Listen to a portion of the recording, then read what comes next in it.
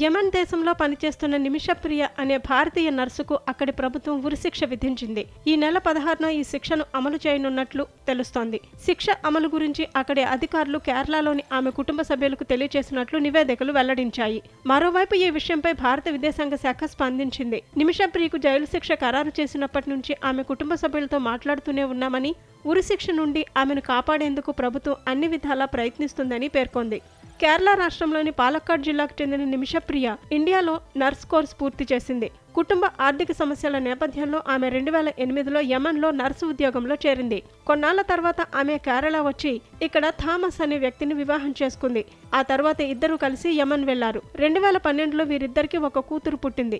అక్కడ బిడ్డను పెంచడం కష్టంగా ఉండటంతో నిమిష భర్త థామస్ పాపను తీసుకుని ఇండియాకు తిరిగి రాగా నిమిష మాత్రం అక్కడే కొలువు చేస్తోంది. 2 ఏళ్ల తర్వాత నిమిష సొంతంగా ఒక క్లినిక్ ని యెమెన్లో ప్రారంభించాలనుకుంది. ఆ దేశ నిబంధనల ప్రకారం తలాల్ అదీబ్ మెహదీ అనే యెమెన్ దేశానికి చెందిన వ్యక్తిని భాగస్వామిగా చేసుకుని క్లినిక్ ను ప్రారంభించింది. కొన్నేళ్ల పాటు క్లినిక్ బాగానే నడిచింది. ఆ తర్వాత క్లినిక్ లో భాగస్వామిగా ఉన్న మెహదీ వచ్చే ఆదాయాన్ని అక్రమంగా తీసుకుంటూ తనను వేధింపులకు గురి చేస్తున్నాడంటూ నిమిష ఆరోపించింది. ఇదే విషయంపై 2016లో ఆమె స్థానిక పోలీసులను ఆశ్రయించగా వారు పట్టించుకోలేదని పేర్కొంది. ఇక చేసేదేమీ లేక అతని వేధింపుల నుంచి తప్పించుకునేందుకు మెహదీకి మత్తుమందు ఇచ్చి అతడిని చంపేసినట్లు పోలీసులు ప్రకటించారు.